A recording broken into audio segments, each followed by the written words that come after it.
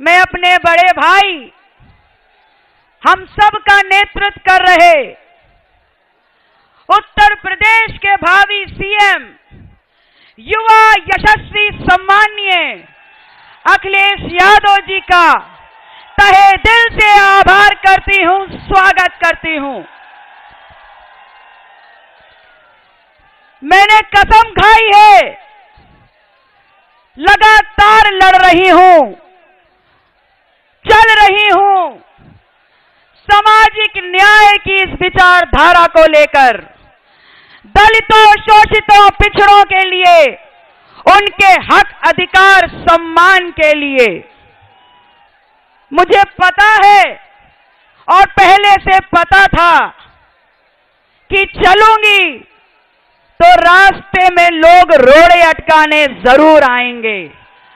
और देख लीजिए, आपके सामने प्रमाण है, प्रत्यक्ष है इस बात का कि जिस दिन से हमारा नाम सिराथू विधानसभा में आया है, केशव जी के नामांकन में भारतीय जनता पार्टी के राष्ट्रीय अध्यक्ष आ रहे हैं। कभी ये आ रहे हैं, कभी वो आ रहे हैं। यहां तक स्थितियां खराब हैं भारतीय जनता पार्टी की कि हर जगह खदेड़ा हो रहा है।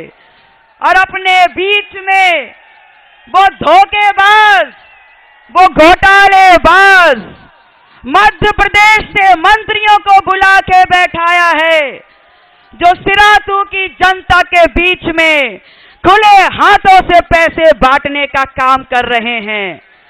मैं बताना चाहती हूं केशव जी, ये लाल लाल करारे नोटों से कुछ नहीं होगा। ये जनता भटकने वाली नहीं है, ये लोग बिकने वाले नहीं हैं।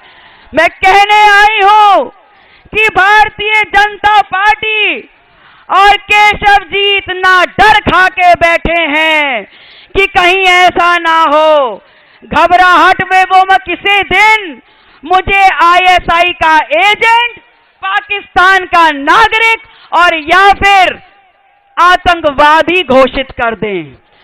मैं आप लोगों से कहने आई हूं कि केशव जी, अगर आपने 5 साल इन सड़कों के गड्ढों पर ध्यान दिया होता, अगर आपने 5 साल इस बात पे ध्यान दिया होता कि ये किसानों के खेत में लहलहाई फसल को छुट्टा सांड क्यों चर रहे हैं, अगर आपने ये ध्यान दिया होता कि नौजवान लखनऊ की धरती पर लाठियां क्यों खा रहे हैं, आपने किया क्या है? आपने किया ये है कि आपने पिछड़ों का वोट लेकर के 5 साल इस स्टूल पर बैठने का काम किया है। मैं आप लोगों से ये कहने आई हूं कि अब कुछ नहीं होने वाला केशव जी। अब तो आपने जो सिराथू की जनता के साथ किया है, उस अपराध के लिए, उस शोषण के लिए ये जनता आपको दंड देने के लिए आगे निकल पड़ी है।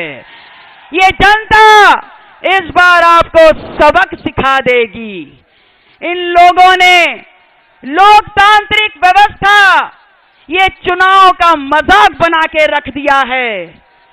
आप लोगों को याद दिलाना चाहूंगी, याद है ना ब्लॉक प्रमुखी का चुनाव, जिसमें प्रत्याशी को लठिया के मारा है।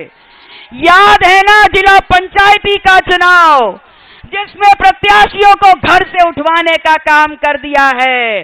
तो याद रखिएगा, अगर आपने जरा सा ध्यान दिया होता तो केशव मौर्य जी आज ये दिन नहीं आता।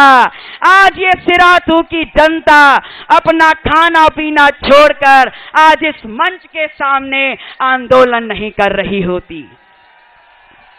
मैं कहने आई हूं आप लोगों से, इतना घबरा गए हैं कि बाहर से लोगों को बुला बुला के इस क्षेत्र में बैठाला है। तो आपके द्वारा चेतावनी दे रही हूं कि मेरे घर में, मेरे क्षेत्र में मेहमान बन के आए हैं, तो मेहमान के दायरे में रहिएगा। अगर जरा सी इधर उधर किया और ऊंच नीच किया तो भूलिएगा नहीं, एक शेर डॉक्टर सोनेलाल पटेल का खून हूं मैं, एक बार में ठीक कर दूंगी। कहां थे आप केशव जी जब आपके भाई भतीजे साले यहां पर लोगों से वसूली कर रहे थे? कहां थे आप जब यहां पर समाज का शोषण हो रहा था? कहां थे आप जब आप जमीनें हड़प रहे थे? तब आपके कान में जूं नहीं रेंग रही थी। तो आज इस समाज के लोगों के कान में जूं नहीं रेंगेगी। और मैं विश्वास दिलाती हूं कि वो पिछले 5 सालों में जो आपके भाई भतीजे और साले ने यहां पर आम जनता को परेशान किया है, व्यापारियों से वसूली की है, आम व्यापारियों को सड़क पे खींच खींच के मारा है, उन लोगों के साथ न्याय होगा। मैं अपने व्यापारी भाइयों से कहने आई हूं कि निर्णय कर लीजिए और आगे चलकर हमारा दामन थाम लीजिए, हमारे सहयोग में आगे आ जाइए, क्योंकि आपसे वादा कर रही हूं कि आपकी नुमाइंदगी अगर मुझे मिली तो आपका व्यापार सुरक्षित रहेगा, आपका मान सम्मान सुरक्षित रहेगा। और जिन खेत खलिहानों को, जिन जमीन के टुकड़ों को इन्होंने हड़पने का काम किया है, उन पर इन्हीं के बुलडोजर चलवा के आप लोगों को वापस देने का काम करूंगी। मैं आप लोगों से कहने आई हूं कि अहंकार तो रावण का भी नहीं बचा था। तो केशव जी बहुत गलत कर दिया आपने सत्ता के अहंकार में आकर के जनता जनार्दन को नाराज कर दिया। और इस बार जनता आपका घमंड तोड़ देगी और आपकी उस बड़ी बिल्डिंग को धराशायी करके जमीन पर पटक देगी।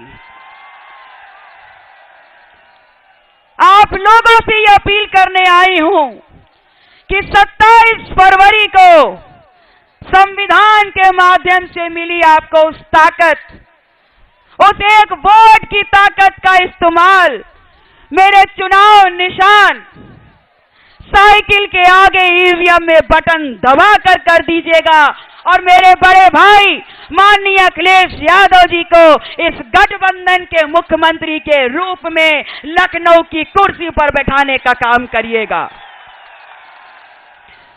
मैं जानती हूं और मैं भी बहुत व्याकुल हूं और आतिर हूं अपने बड़े भाई और उत्तर प्रदेश के होने वाले भावी मुख्यमंत्री माननीय अखिलेश यादव जी के शब्द सुनने के लिए। इसलिए मैं आप सभी लोगों से रजा लेती हूं, विदा लेती हूं। आप सभी का पुनः एक बार आभार। और मैं अपने बड़े भाई से ये निवेदन करती हूं कि आप आएं और हम सभी को संबोधित करें। बहुत बहुत धन्यवाद।